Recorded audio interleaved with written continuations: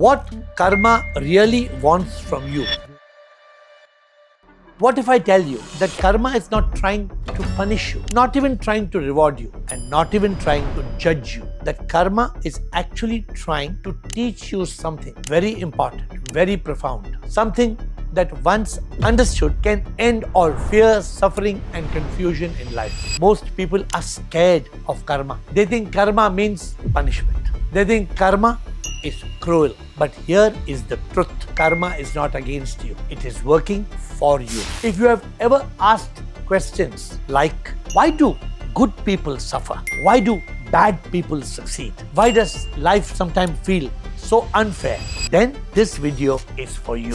Because today we are not just understanding karma, we are understanding what karma really wants from you. Ladies and gentlemen, it is my pleasure to introduce you all to Air. Atman in Ravi. Atman and Ravi. A happiness ambassador. An awakened soul. Today, Air is a spiritual mentor. One of India's best-selling spiritual authors. Take care of over 800 people every day. For the past 30 years and has transformed the lives of lakhs of people. The word karma by itself, translated, means action. But karma is not just action. It has become the most important law in this world. The law of action and reaction. The law of cause and effect. Karma is a law which is based on the principle, as you sow, so shall you reap. What you do will come back to you. What you give is what you get. In simple words, karma is like a boomerang. What goes around comes around. Karma is a law which appears as an effect of a cause. You throw a pebble in a lake, the ripples appear. This is action and reaction. We do some good deed, good comes back to us. We are kind to people, kindness returns. This is to understand that karma is nothing but action and reaction. Karma is like a mirror. What you look into the mirror is what comes back from the mirror. But is karma really a law? Does the law of karma actually exist? Many people ask this question. I don't believe in karma. Why should I believe in karma? There are several universal laws, like the law of gravity. If you throw something up, why does it not fly in the sky? It comes down. Whether you believe or not, gravity exists. There is a law of cycle because the earth is rotating anti-clockwise. Suppose tomorrow morning you wake up and the earth changes its rotation from anti-clockwise to clockwise. It's not possible. It's a law. And how do we agree that karma is a law? There is a simple proof on this earth. If you plant apples, can you get mangoes? You can't. Because the seed you plant decides the fruit on the tree. The deed you plant decides your destiny. Therefore, this is a simple law that we have to observe and accept. Otherwise, this world would become a chaotic place. There would be no justice. And this whole world is being governed by this law. There is no luck. We pluck. What do we pluck? We pluck what we plant. And this is the simplest truth of the law of karma, that you will only reap what you sow. Which means whatever you plant, the deed that you do will come back to you. If we don't accept it, we don't believe in it, it's like a tiger coming. And you say, no, I don't believe, I close my eyes. Will the tiger disappear? It won't. Karma is there to stay. And for those who realize the truth of karma, not only is karma deciding our birth, but karma brings us back to earth. Everything of life is karma. In fact, life is karma. Why were you born?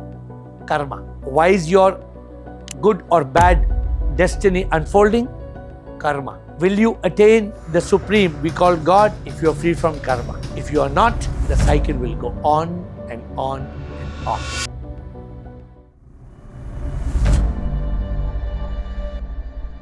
Why is it sometimes that we feel good people, they suffer, and bad people, they are celebrating? We start to doubt, what is this karma? What kind of justice? It is because we don't understand how the game works.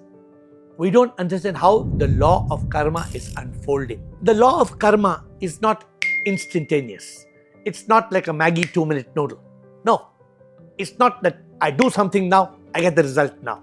You plant a seed today, you may get the fruit in 6 months. The Chinese bamboo shoot tree takes 5 weeks to root and then 5 years to shoot. So therefore, when you root and when you shoot, it's not in our hands. Karma decides the timing. Therefore, if something good is happening to somebody, it cannot be random luck. Karma doesn't permit it. A good destiny or a good circumstance is only possible without having a good deed in our account. A good destiny cannot unfold. Sometimes somebody is born blind. You wonder why. Is God cruel? No, God is not cruel. It is for us to understand that there is an unsettled karma. And so somebody is born blind and somebody in a very kind circumstance, maybe a prince or princess. Why? Don't believe in luck or chance or serendipity. It doesn't exist. There is nothing like naseeb. It is karma. The only point is that sometimes the result is instant. Sometimes the result may be weeks, months, years later. Sometimes the result may be in the next life. Don't ever question karma, for karma is accounting every deed that we do. The accounting system is inside each one of us. We have a self-accounting system of karma and we carry it life after life till we are free from karma. Then we are liberated. People are often confused. How does karma affect us? For this, we must understand the concept of twin karma. How did the Ganga come about? It didn't just appear from the head of Lord Shiva. If you go to Devprayag, you will find the Alaknanda and the Bhagirathi coming together and then they form as the Ganga. So, our life is the fusion of our prarabdha karma, what we brought to earth, and our agami karma, what we do after our birth. Twin karma becomes the one river of karma flowing. The prarabdha or the karma we brought from our previous accounts can't be changed. But agami karma is in our hands. What you are doing today, what I decide to do tomorrow, this is in our hands. We can change. But we must understand that karma is a merging of two types of actions. This is best understood when you are driving a car. As you're driving a car, you have a choice. You can turn left, you can turn right, you can go forward, you can go reverse. These actions are in your hand. But can you change the road? The road is curving, the road is going up, the road is going down. You can't change the road because the road is from your previous karma. The previous karma can't be changed, but the present karma can be changed. But our destiny can be changed because by changing our present karma, we can change our destiny. But for this, first we must understand karma, then accept karma, and then do good karma till finally we transcend all karma. That's the ultimate goal.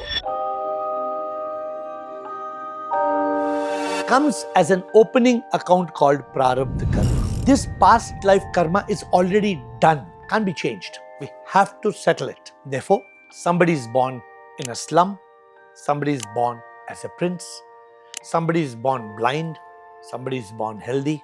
This is not luck. This is scientifically controlled by the law of karma. Therefore, our past life karma is very, very important to decide our present life destiny. What we are doing today is called the agami karma. The agami karma is what we can change. We have a choice. We can do good, we can do bad. But everything that we do goes into our karmic account.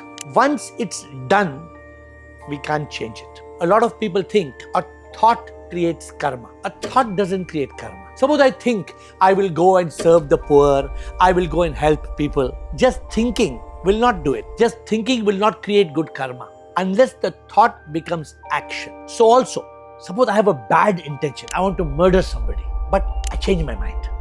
I don't do it. I'm saved from the bad karma. The word karma itself means action, not thought. But yes, word, what you speak, becomes an action. Therefore, people wonder, Why was I born? Why was it not such? All karma should be settled now in this life. So imagine karma was that way. That our present account of karma, the agami karma, we live, we settle all our accounts and we die. Then this world would come to an end. We would not be reborn. The whole cycle of karma, it is left unfinished because that's how this world continues to exist.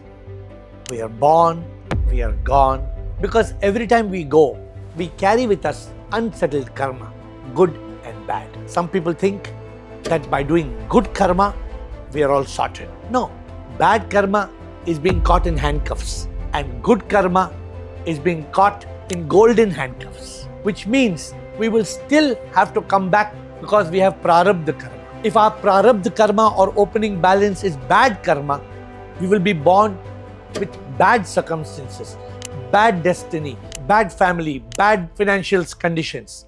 But if we are born with good karma, still we will be born in a rich house with good parents and good opportunities and good circumstances. But we will still be born. And the whole goal of this karmic cycle is to ultimately be free from karma, to be free from the prarabdha and agami karma, which are accumulating in the third account called the sanchita or the carried forward corpus, which is not important because that's just a carried forward account. What are important are these two accounts: the opening balance of prarabdha, which we can't change, the present account or agami, which we can change. For what we can change our destiny. Some people think, oh, everything in karma is predetermined. Then we become like puppets. Then we have no opportunity to choose. Then everything, our birth is decided, our death is decided, everything is decided. But this is not a puppet show. We human beings have been given an intelligence. We human beings have been given a willpower. We can choose, we can change our destiny through our present karma. And by doing so, we can control our prarabdha karma that we will come back with. But remember, ultimately, the goal is to be free from all karma. Isn't karma cruel? Some people think karma, it's all the time. Oh, karma, karma. People think karma is just here to punish. No. People have misunderstood that, I have to settle my karma, I have to settle my karma. Karma is not punitive, not to punish. Karma is reformative, to reform. Every karmic cycle is an opportunity for us to find out, who am I? Why am I here? Why am I suffering? Who is suffering? If we get to the root, we will understand the truth. But the one thing we must learn is karma is a divine universal law to govern this universe. Karma is very fair. It only gives you what you deserve. What you do comes to you. Unfortunately, we are planting thorns and we are expecting fruits. This can't happen. If only we learn that karma is not here to chase us and to punish us, if only we understand karma, we will do two very important things. First, we will stop doing bad karma and do good karma. Because bad karma will make us suffer and good karma will give us joy and happiness. And second, when we truly understand the meaning of karma, we will be liberated from karma and united with the divine. But remember, karma is a very positive, universal law that is here to help us evolve through this journey of life till we discover our true purpose of existence. Some people wonder if we are actually born again and again. If this is really true that I am born because I have past karma, then should I not remember my past karma? Isn't it an interesting question? But imagine living this life with my mother, my father, my friends, my relationships, my credits and debits, and then having another life to remember of what I was previously, and all those memories, and all those fears and worries and regrets and guilts and shame, and not just one life. Imagine I had another life. Living would be impossible. How could we live? It's just like you buying a new mobile phone. And as you open the mobile phone, you see it belongs to Ching Chong Chong, one Chinese. And you open, it belongs to S'il vous plaît, a French.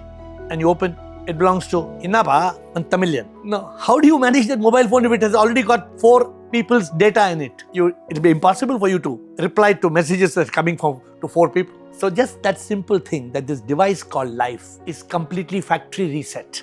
Just like a mobile phone, when we buy or we even a second-hand mobile phone, is factory reset. Everything is deleted. The only thing that we carry forward from one life to another life is our karma. Who carries the karma? The mind and the ego that becomes me. The mind and ego, the subtle existence which is caused due to ignorance. The body dies, but the mind and ego, me, carries karma and comes back.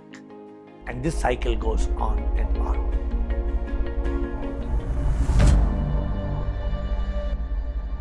The final question in karma is, how can we escape the karmic cycle? Can we just take our karma and throw it? Take our karma and flush it off? Can't.